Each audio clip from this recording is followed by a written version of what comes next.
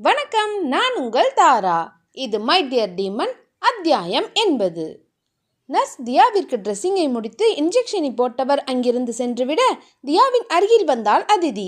அங்கிருந்த ஆக்சிஜன் சிலிண்டரை பார்த்தவளுக்கு கொடூரமான யோசனை தோன்றவும் உடனே அதன் அருகில் சென்றவள் ஆக்சிஜன் சிலிண்டரில் உள்ள பால்வை எடுத்துவிட அதிலிருந்த ஆக்சிஜன் எல்லாம் வெளியேற ஆரம்பித்தது. தியா மருந்து கொடுத்த மயக்கத்தில் இருக்க அவளுக்கு நடப்பது எதுவும் தெரியவில்லை. அவளை பார்த்து சிரித்து கொண்டே நின்ற அதிதி ஆக்சிஜன் முற்றிலும் காலியானதும் மீண்டும் வால்வை அமுத்திவிட்டு சென்று தூரமாக உட்கார்ந்து விட்டாள். சற்று நேரத்துக்கு பிறகு தியாவிற்கு ஆக்சிஜன் கிடைக்காமல் மூச்சு திணற ஆரம்பித்தது.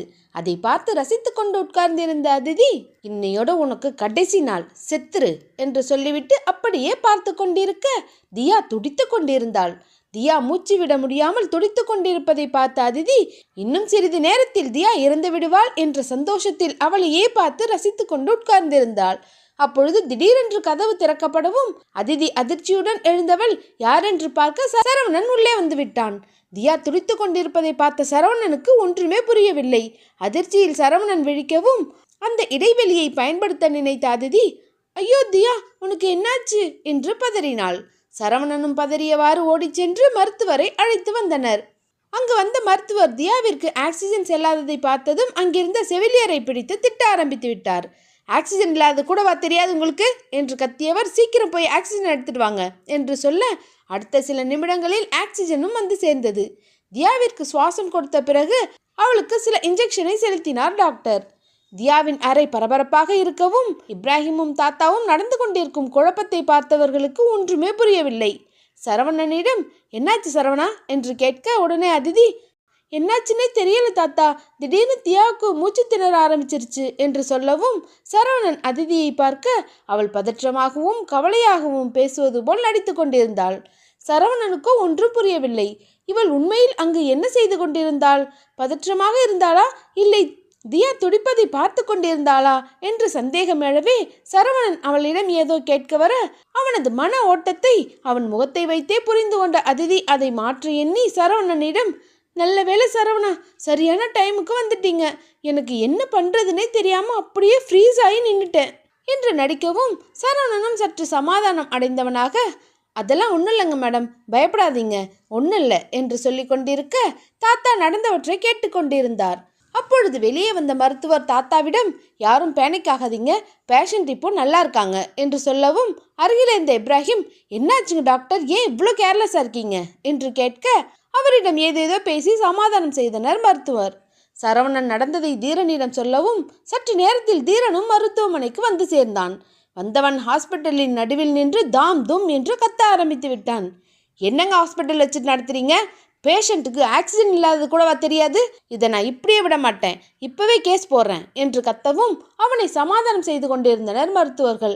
அங்கே வெளியே தீரனின் குரல் கேட்க தியா சரவணனை தன்னிடம் வருமாறு செய்கை செய்தாள். சரவணன் ஓடிச் சென்று என்னவென்று கேட்க அவனிடம் தீரனை அழைத்து வருமாறு தியா மெல்லமாக சொல்லவும் சரி என்றவாறு சரவணன் தீரனிடம் ஓடிச் சென்றவன் தீரனின் காதில், மேடம் உங்களை கூப்பிடுறாங்க பாஸ் என்று சொல்ல கத்துவதை அப்படியே நிறுத்திய தீரன் தியாவின் அறைக்குள் ஓடினான். தியாவின் அருகில் சென்றவன் அவள் கன்னத்தை ஏந்தியபடி, உனக்கு ஒன்றுல்லையே பொண்ணுக்குட்டி என்று கேட்க ஒன்றுமில்லை என்று தியா தலையாட்டினாள்.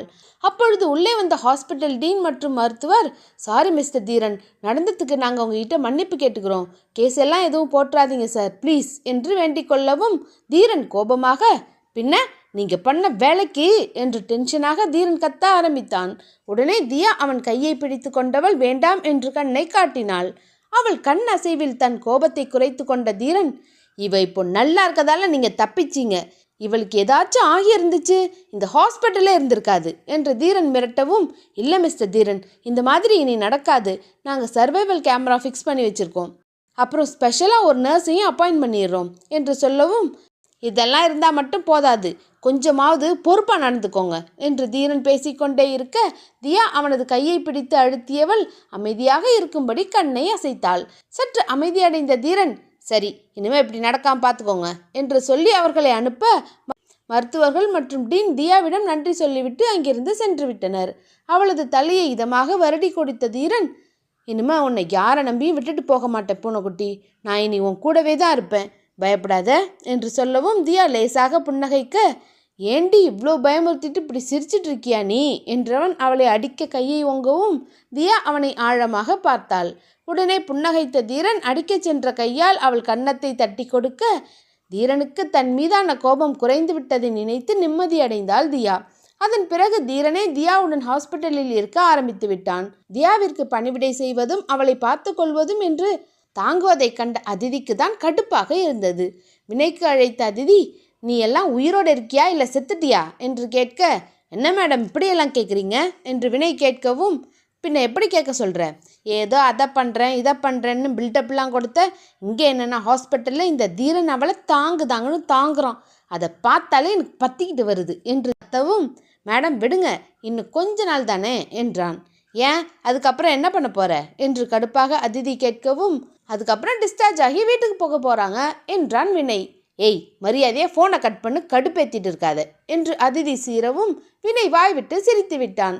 உனக்கு என்ன பார்த்தா என்ன காமெடியாக இருக்கா என்று அதிதி கேட்க, மேடம் நீங்கள் தான் இப்போ காமெடி பண்ணிட்டு இருக்கீங்க என்று வினை சொல்லவும், நான் என்ன காமெடி பண்ணேன் என்று கேட்டாள் அதிதி. பின்ன இப்போ உடனே எப்படி பண்ண முடியும், அவசரப்பட்டு இறங்கி அந்த தீரங்கிட்ட மாட்டிக்கிட்டோன்னு வைங்க, இப்போ ஒருத்தனுக்கு நடந்துச்சு பாருங்க, அந்த கதி தான் நமக்கும் என்று வினை சொல்லவும், யாருக்கு என்று அதிதி சாதாரணமாக கேட்டாள். அப்போ உங்களுக்கு விஷயமே தெரியாதா என்று வினை கேட்க, தெரியும், அதான் எவனோ ஒருத்தன் தியாவை ஷூட் பண்ணவன் தானே, சுட்டு தான் சுட்டான், நல்லா 2-3 புல்லட் அவன் மேலே இறக்காம விட்டுட்டான் என்று திட்டினாள். தெரியுதா மேடம், இந்த மாதிரி அறகுறையாக விட்டுட்டு போனால் அவனுக்கு நடந்த கதி தான் நமக்கும் என்று வினை சொல்லவும், சரி ஓவராக பேசாத, என்ன பண்ண போகிற சொல்லு என்று அதிதி கேட்கவும், என்ன பண்ண போகிறேன்னா டிஸ்சார்ஜ் ஆகி வர்றப்போ அவங்க 2 பேரையும் பயங்கரமாக வெல்கம் பண்ண போகிறோம் என்று வினை சொல்ல, வாட் என்று புரியாமல் அதிதி கேட்டாள். மேடம் இதெல்லாம் ஃபோனில் சொல்ல முடியாது, நான் உங்களுக்கு நேரில் சொல்கிறேன், எப்போவும் மீட் பண்ணுற இடத்துக்கு வாங்க என்று சொல்லிவிட்டு வினை தனது காலை கட் செய்யவும், அதிதி ச்சே இடியட் என்று சொல்லி தன் காலை தரையில் தட்டியவள் அங்கிருந்து கிளம்பினாள். ஹாஸ்பிட்டலில் இருந்த தியாவிற்கு உடல்நிலை சற்று தேர ஆரம்பித்தது. தீரன் அவளுடனே இருந்து அவளை பார்த்து கொண்டான். தியாவிற்கு வைத்த நெபுலைசர்கள் ரிமூவ் செய்த பிறகே தியா நார்மலாக உணர்ந்தாள். மருத்துவர்கள் பரிசோதித்துவிட்டு தீரனை பார்த்தவர், இப்போ உங்கள் மிஸ்ஸஸ் பெட்டராக இருக்காங்க, ஆனால் புல்லட் பட்ட காயம் இன்னும் ஆறலை, ஸோ அதனால் கொஞ்சம் ஜாக்கிரதையாக பார்த்துக்கோங்க என்று டாக்டர் சொல்லவும், சரிங்க டாக்டர், எப்போ நாங்கள் டிஸ்சார்ஜ் பண்ணிக்கலாம் என்று தீரன் கேட்கவும், ஒரு ஸ்கேன் மட்டும் பண்ண வேண்டியது இருக்குது, அது முடிச்சுட்டு ரிப்போர்ட்ஸ்லாம் பார்த்துட்டு டிஸ்சார்ஜ் பண்ணுறதை பற்றி சொல்கிறோம் என்று சொன்ன மருத்துவர் அங்கிருந்து சென்றார். தியா தீரனை பார்க்க அவள் அருகில் வந்து உட்கார்ந்த தீரன் புன்னகைத்து கொண்டே, என்ன பொண்ணுக்குட்டி இப்போ நீ பெட்டராக இருக்கியா என்று கேட்கவும், என்று தலையாட்டினாள்.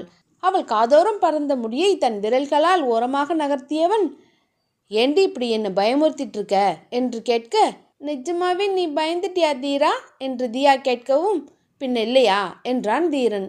தியா சிரித்து கொண்டே, நான் என்ன நினச்சேன்னா என்னோட தீரன் எவ்வளோ பெரிய பிஸ்னஸ்மேன், அதை விட எவ்வளோ பெரிய மாவீரன் சூரன், அப்படிப்பட்ட கிங்மேக்கர் பயந்துட்டானான்னு தான் என்று தியா கேட்க அவளது கன்னத்தில் கை வைத்து தாங்கியவன், எவ்வளவு பெரிய வீரனா சூரனா இருந்தாலும் எவ்வளவு பெரிய கிங்காக இருந்தாலும் தனக்குன்னு வர்றப்போ பயப்பட மாட்டான், தன்னோட உயிரை விட அதிகமாக நேசிக்கிறவங்களுக்கு ஏதாவது ஒன்றுனா துடிச்சு போயிடுவான் என்று தீரன் சொல்லவும், அவனது கைகளில் நன்றாக சாய்ந்து கொண்ட அவனது அன்பில் நெகிழ்ந்து, லவ் யூ தீரா என்றாள். லவ் யூ புனக்குட்டி என்ற தீரன், என் உயிரே நீதாண்டி, நான் இருக்கப்போ உனக்கு எதுவும் ஆக விட மாட்டேன் என்று அவளது நெற்றியில் தீரன் காதலோடு முத்தமிட, என் தீரன் இருக்கப்போ எனக்கு என்ன ஆகப் போகுது என்று தியா அவனது இதழோடு தன் இதழ் பதித்தாள். தனது காதலின் ஆழத்தை முத்தத்தின் மூலம் தியா உணர்த்தவும், தியாவின் இதழில் தன் காதலை மென்மையாக வரைந்து கொண்டிருந்தான் தீரன். தீரனின் தீரா காதலில் தியா கரைந்து உருக, தியாவின் அதீத காதலில் மூழ்கியே போனான் தீரன். இந்த எபிசோட் முடியுது. நெக்ஸ்ட் எபிசோடில் மீட் பண்ணலாம். இந்த ஸ்டோரி உங்களுக்கு பிடிச்சிருந்தா மறக்காமல் லைக் பண்ணுங்கள், ஷேர் பண்ணுங்கள், உங்களோட கருத்துக்களை கமெண்ட் பண்ணுங்கள். அடுத்த அத்தியாயத்தில் மீட் பண்ணலாம். டாடா.